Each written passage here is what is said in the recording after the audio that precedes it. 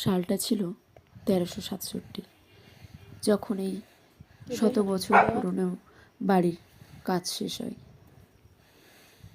দেখেছ, বাড়িটি দেখলেই বোঝা যাচ্ছে চারিদিকে যেন কেমন ধ্বংসস্তূপ।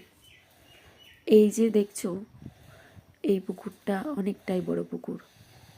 একটা সময় কত জমজম করতো এই পুকুর। এই পাড়ার সব মানুষই এই পুকুরে গোসল করতে আসতো। আর এটা হচ্ছে এই বাড়ির কুকুর। হাভেলিতে ঢুকেই দেখছি এখনও মানুষের বাস বিল্ডিংয়ে, কিন্তু এই পুরনো হাভেলির চারিদিকটা দেখছো। আর ইনি হলেন রাজ্জাক মোল্লা মন্ত্রীর ছোট বোন। এনারই বাড়ি, ইনি এই বাড়ির মালিক। অবশ্য এনার বলাটাও ভুল হবে, এনার শ্বশুরের বাড়ি। এনার শ্বশুর বানিয়েছিল।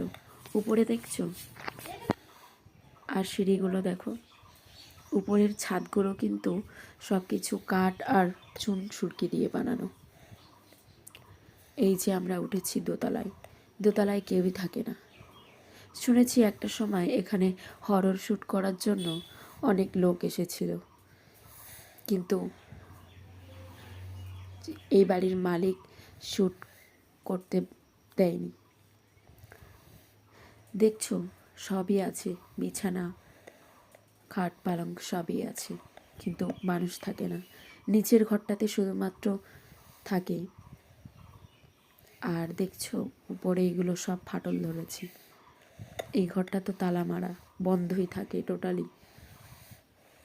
কত পুরনো আসবাবপত্র, আর পুরো ছাদ, সিঁড়ি সব কিছু চুন সুরকি। এখানে কোনো রকম সিমেন্ট ব্যবহার হয়।